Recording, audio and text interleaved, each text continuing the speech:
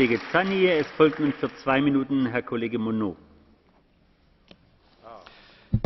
Monsieur le Président, Madame le Commissaire, chers collègues, pour exister, l'Union européenne promet à tour de bras, veut se rendre visible, généreuse, indispensable et multiplie pour ce faire les programmes et les crédits d'engagement, en oubliant qu'ils font régler la facture à terme. Aujourd'hui, nous débattons du décalage sans précédent, ce sont vos propres mots, entre les engagements financiers de l'Union et les crédits effectivement disponibles pour les honorer. 21 milliards en moyenne sur 140 milliards, soit 15% environ du budget 2014.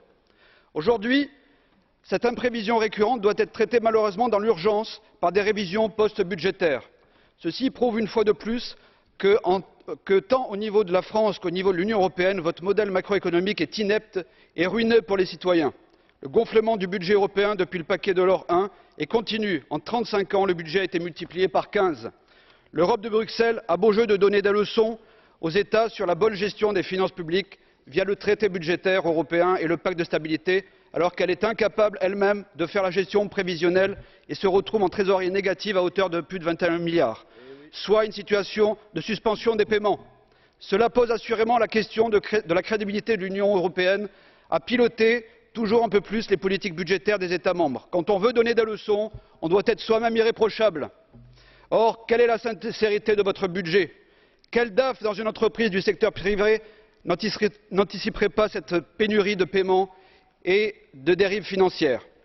Dans votre logique, on dépense d'abord et on ajuste les recettes ensuite, comme tant de collectivités publiques et d'États inconséquents. C'est ainsi que vous rattrapez le coup avec des budgets rectificatifs annuels. C'est la facilité pour la dépense publique inconsidérée qui a généré en France 40 ans d'exercice budgétaire déficitaire et un surendettement de 2 000 milliards d'euros. Or, les États membres ne souhaitent pas contribuer davantage au budget de l'Union, comme l'a très clairement montré la discussion sur le cadre financier pluriannuel en juin 2013. On entrevoit donc déjà la prochaine étape du raisonnement, c'est-à-dire l'impôt européen. Madame le Commissaire, dites à M. Juncker que les patriotes français vont placer sous surveillance renforcée la Commission européenne.